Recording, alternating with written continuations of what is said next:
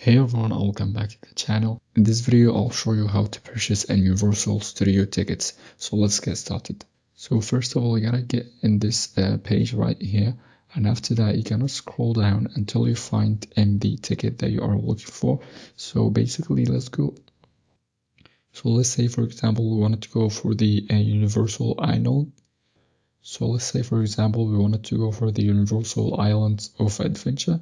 You're just gonna press on find tickets, and from here it's gonna show you all the tickets that are available right now. Let's say, for example, we wanted to go for this one, and in here it's gonna ask you for the exact amount of tickets that you want, and also for how long you want the tickets for. Let's say, for example, we wanted to go for the 1 day visiting. And after that, you're gonna press on how many tickets that you have. Let's say, for example, 1 adult and 1 child, and you press on select. And after that, it's gonna ask you for the exact time that you wanna come in.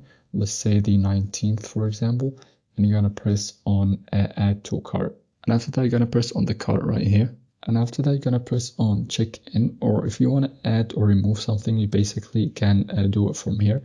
And then you press on checkout.